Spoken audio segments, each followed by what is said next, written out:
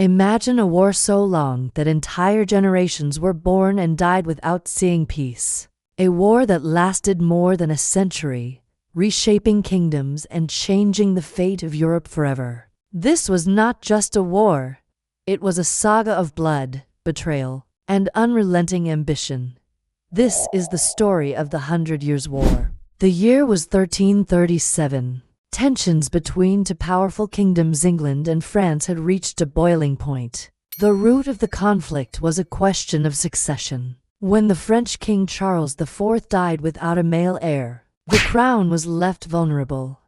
Edward III of England believed he had a claim to the French throne through his mother, Isabella of France. But the French nobility refused to accept an English king.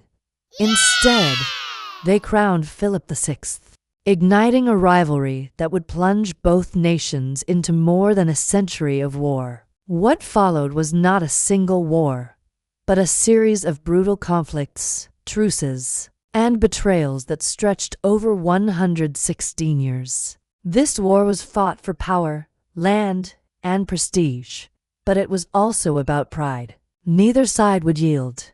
At the start, England seemed to have the advantage. English armies introduced revolutionary tactics that shocked the world.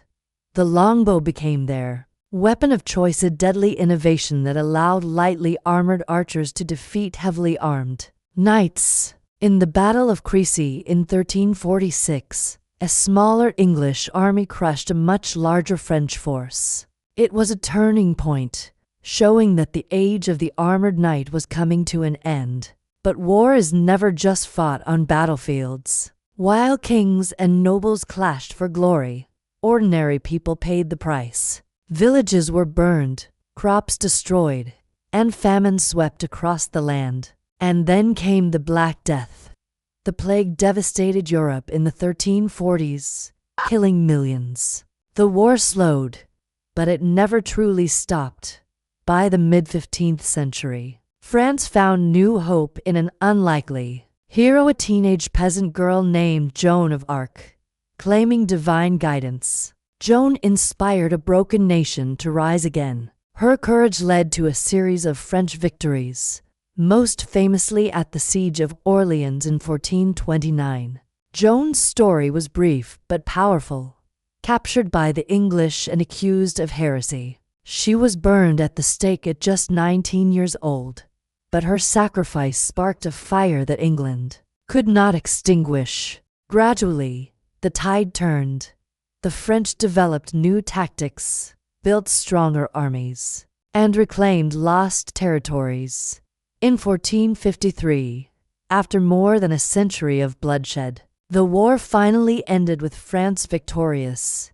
England retained only the port of Calais, and their dreams of a French crown were shattered. The 100 Years' War changed everything.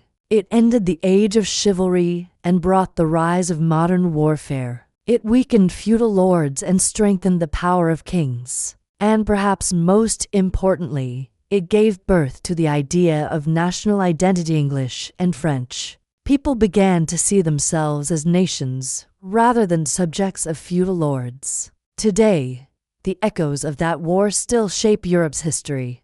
It was a war fought with swords and arrows, but its impact was felt for centuries. From the rise of new weapons to the legend of Joan of Arc, the 100 Years' War remains one of the most fascinating chapters in human history, a story of ambition, resilience, and the relentless struggle for power.